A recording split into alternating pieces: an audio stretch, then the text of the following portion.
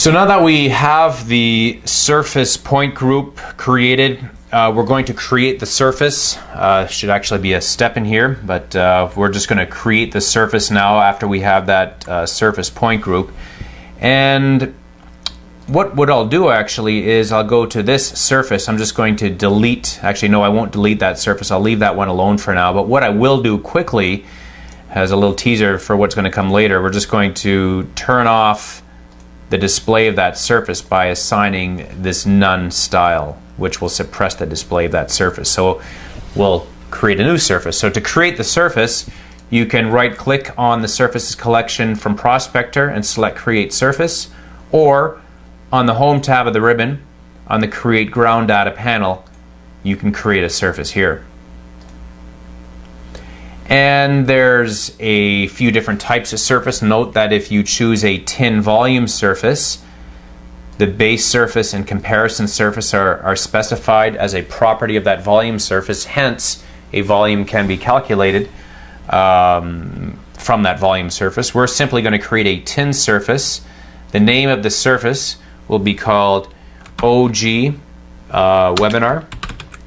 And I'll just give it a description. Always use the descriptions to describe your objects. Original ground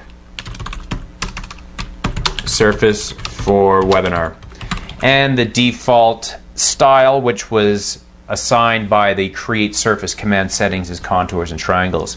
So now that I've finished that, I've actually created the surface. So we go back to Prospector. Once again, Prospector is the true indication of the data in your drawing, not the display of it, because obviously we're not able to see anything yet. So here's our surface, and the surface exists. The next step is to add the definition items to that surface. And so under the definition collection, you see you have point groups.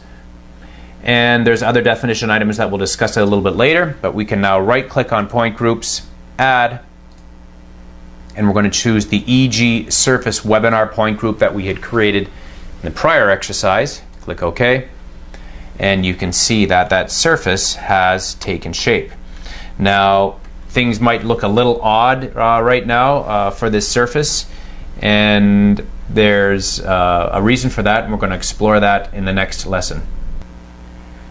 So as you can see, this surface doesn't look like it's representative of all the points. Let's actually display all the points. What I'm going to do is go to the point group sort order, and I'm going to modify the properties of the point group collection and move all points to the top of the list.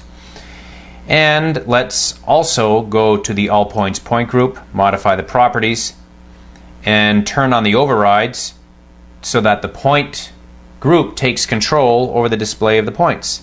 And when I do that, you can see I've got all these points in these locations, yet the blue triangulation lines didn't quite reach those points for some reason. And the reason is because I had selected the wrong point group. So let's go back to our surface definition, OG Webinar here. If we look at our definition collection, if I go to point groups now, you can see that I chose the existing sidewalk and walkway point group. So what we'll do is we're going to right click and delete the point group definition from the surface. So I haven't deleted the actual point group. Point group obviously is still intact. What I did was delete the point group definition from the surface. And now we're going to add the correct point group definition, and there it is, EG Surface Webinar. And you can see that the surface in Prospector indicates that it's out of date because of the exclamation mark. So now we can right click and rebuild that surface.